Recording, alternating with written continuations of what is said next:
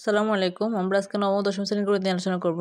ভিডিওটি শুরু করার আগে চ্যানেলটি সাবস্ক্রাইব করে বেল আইকনে ক্লিক করে দাও, যাতে পরবর্তী ভিডিওটি সবার আগে তোমাদের কাছে পৌঁছে।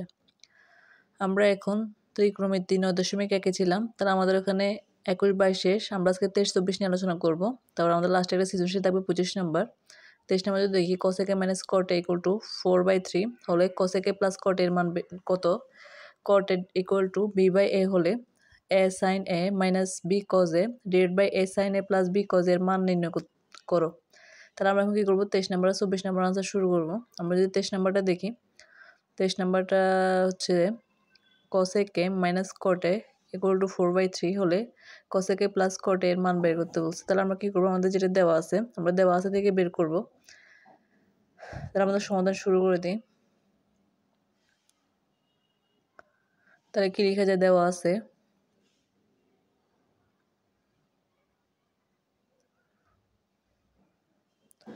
cos a minus cot a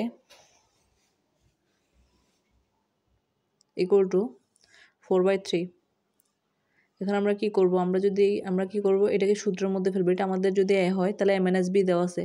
তাহলে আমাদের a minus b into a plus b করার জন্য আমাদের কি আনতে হবে? একটা cos a minus cot a যেহেতু দেওয়া আছে, আমরা এক্সট্রা করে cos a plus cot a আনবো। ঠিক আছে? তার মানে a minus b into a plus b, a plus b into a minus b। তাহলে আমরা কি লিখতে পারবো? এর বদলে a square minus b square লিখতে পারবো। তারপর আমাদের অপোজিট সাইডে আছে কত? 4/3।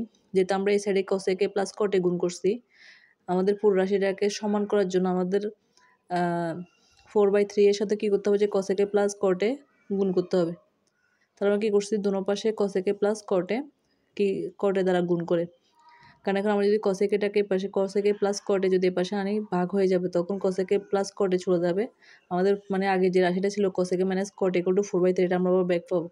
তাহলে আমরা cos a minus cot a হচ্ছে cos a plus cot a এর জন্য কি লিখতে পারি? a square minus b square। আমাদের a মানে হচ্ছে cos a square A R b মানে হচ্ছে cot, যেহেতু তাহলে cot square এ। আর এদিকে যেটা থাকবে সেটা আমরা লিখে রাখবো 4/3 into cos a plus cot a। এখন এরপর যদি আমরা দেখি cos a square theta minus cot square theta equal to 1। তাহলে আমরা যেহেতু cos a square theta minus cot square theta পাইছি, তাহলে আমরা এই পুরোটা বদলে কি লিখতে পারি? 1 লিখতে পারি। আর এদিকে আমাদের কি আছে? 4/3 into cos a plus cot a। এরপর যদি আমরা দেখি, আমরা just 4/3 into cos a plus cot a কে এই পাশে লিখবো আর 1টাকে ওই পাশে লিখবো যে। ঠিক আছে? তাহলে 4/3 into cos a plus cot a equal to কত লেখা যায়? 1 লেখা যায়। এরপর যদি আমরা দেখি, আমাদের 4/3 এই পাশে গুণ আছে, এটা সেটা যদি আমরা ওই পাশে নিয়ে যাই, এটা পুরোটা 1 এর নিচে ভাগ আকারে বসবে। ঠিক আছে? তাহলে আমরা পুরো রাশিটাকে ওই পাশে নিয়ে যাব 4/3 টাকে। তাহলে এটা কি হবে? যে 1 এর নিচে ভাগ আকারে বসবে। তাহলে 1/4/3। এই পাশে যেহেতু গুণ ছিল 4/3 টা, তাহলে এটা পাশে গেলে ভাগ। এরপর যদি আমরা দেখি আমাদের cos a plus cot a থাকুক। এখন আমরা যদি দেখি উপরে 1 আর হচ্ছে নিচে 4/3, এই রাশিটা পুরোটা ভাগাকার আছে। তাহলে আমরা 1 দিয়ে গুণ দিয়ে দিব। তাহলে 3 উপরে উঠবে, 4 কোথায় নামবে? নিচে নামবে। তাহলে 3/4। তাহলে সুতরাং cos a plus cot a equal to 1 এর তো কোনো ভ্যালু নাই, সেজন্য এটা 3/4 হবে। আমরা যদি দেখি আমাদের cos a plus cot এর মানটাই বের করতে বলছে, তাহলে আমরা অলরেডি এটা বের করে ফেলছি দেওয়া আছে থেকে। তাহলে এটার মান আমরা কত পাইছি? 3/4 পাইছি। তাহলে এটাই আমাদের আনসার। আমরা যদি এরপর অঙ্কটা দেখি, 24 নম্বর দেওয়া আছে cot a equal to b by a হলে a sin a minus b cos a sin a plus b cos a এর মান নির্ণয় করতে বলছে। তাহলে আমরা কি করব? আমাদের এটা দেওয়া আছে, তাহলে দেওয়া আছে লিখবো আগে। তাহলে সমাধান শুরু করে দিই। দেওয়া আছে cot a equal to b by a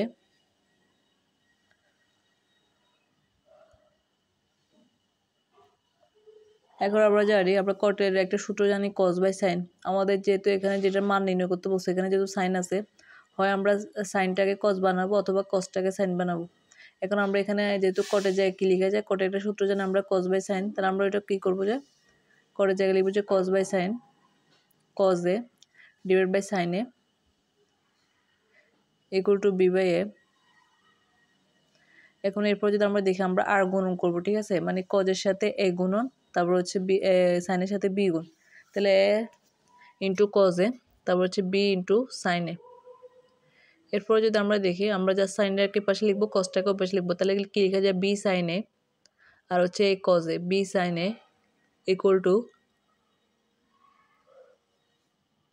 A cause A. এখন আমরা কী করবো, জাস্ট সাইনটাকে রাখবো, কারণ আমাদের এখানে যে মানটা দেওয়া হচ্ছে এটা সাইনের মান বসাতে হবে। তাহলে যেহেতু এখানে সাইনের পাশে বি আছে, আমরা বিটাকে ওই পাশে অপোজিট সাইডে নিয়ে যাব। তাহলে এটা যেহেতু এই পাশে গুণ আছে, ওই পাশে গেলে কী হয়ে যাবে, ভাগ হয়ে যাবে। তাহলে কী হবে, যেটা এ বাই বি, তারপর হচ্ছে কী হবে যে কজ এ। তাহলে আমরা কী করবো, এখন আমাদের যেটা মান বের করতে হবে প্রদত্ত রাশি, আমরা প্রদত্ত রাশিটা লিখে ফেলি।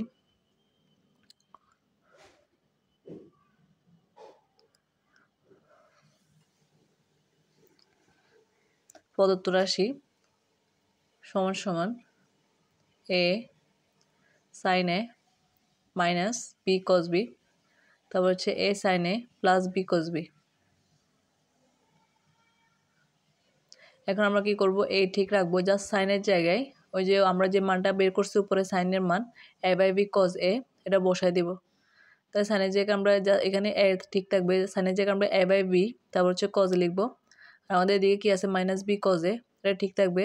এরপর নিচেও সেম সাইনের জায়গায় আমরা এ বাই বি কজ এ, এটা কী করবো যে লিখবো যে সাইনের জায়গায়, তারপর আমাদের plus B by cos A আছে, plus B by cos A লিখে রাখবো। এরপর যদি আমরা দেখি আমাদের পাশের রাশি মানে হচ্ছে উপর রাশি, তার মানে এখানে অলরেডি উপরে এ আছে, তার আমরা এর সাথে যদি আমরা গুণ করি আমরা কী পাবো, এ স্কোয়ার পাবো। তো এটা কী হয়ে যাবে, এ স্কোয়ার বি। আর নিচে হচ্ছে কী আছে যে স্কোয়ার বি, নিচে পাশে হচ্ছে কজ এ আছে, আর এদিকে মাইনাস বি কজ এ, নিচেও সেম এর সাথে এক করলে এটা হচ্ছে এ স্কোয়ার হয়ে যাবে। তাহলে A square by B cos A plus B cos A. এখন আমরা যদি একটা যদি দেখি আমাদের দুই পাশেই কজ এ কমন যাচ্ছে, ঠিক আছে, মানে হচ্ছে দুই পাশ থেকে আমরা কি করতে পারি, কজ এটা কম নিতে পারি। আমি যদি ফার্স্টটা থেকে কজ এ উপরে রাশি থেকে আমাদের যেটা লব আছে, আমরা যদি লব থেকে যদি কজ এটা কমন নিই, তাহলে এখানে থাকবে কি square B, square by B minus B cos A. তাহলে আমরা কি করবো, কজ এটা কমন নিয়ে নিই, আমাদের হচ্ছে square by B minus B, same নিজে কজ এ কমন যাবে, তো থাকবে যে কি স্কোয়ার বি প্লাস বি। তাহলে আমাদের এখন উপর নিচে যে কজে আছে এটা কি হয়ে যাবে, যে বাদ হয়ে যাবে, এ স্কোয়ার বি কি হবে যে প্লাস বি। এরপর যদি আমরা দেখি যে কজে চলে গেলে উপরে থাকবে যে স্কোয়ার বি মাইনাস বি, নিচে থাকবে যে স্কোয়ার বি প্লাস বি। এখন আমরা উপর নিচে কী করবো, যে লসাগু করবো। আমাদের যেহেতু এরকম পাশাপাশি লসাগু, আমরা কী করবো, নিচের রাশি যেটা আছে উপরে, শুধু উপরটা যদি হিসাব করি নিচেরটা নাই মনে করি, উপরে হিসেবে আমরা নিচে বি আছে বি লিখবো। তাহলে যেহেতু বির উপরে এ স্কোয়ার আছে, এ স্কোয়ার লিখে রাখবো, আর হচ্ছে পাশের রাশির সাথে কী হয়ে যাবে, যে গুণ হয়ে যাবে, মাঝখানে মাইনাস আছে মাইনাস, তাহলে বির সাথে বি হলে বি স্কোয়ার হয়ে যাবে। সেমভাবে নিচে আমাদের বি আছে বি, তাহলে বির উপরে এ স্কোয়ার আছে, মাঝখানে প্লাস আছে প্লাস, ঠিক আছে, আবার বি এর সাথে বি গুণ হয়ে যাবে, তাহলে বি এর সাথে বি গুণ হয়ে যায়, এটা কী হয়ে যায়, যে প্লাস বি স্কোয়ার।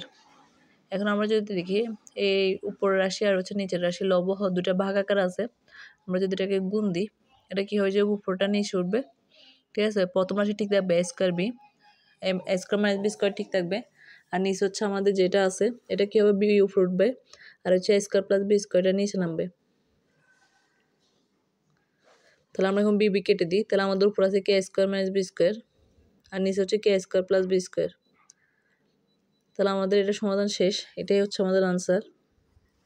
আমাদের এই অধ্যায়ের আর একটা মাত্র অঙ্ক বাকি আছে, সৃজনশীল, ঠিক আছে। এতক্ষণ পাশে থাকার জন্য থ্যাংক ইউ।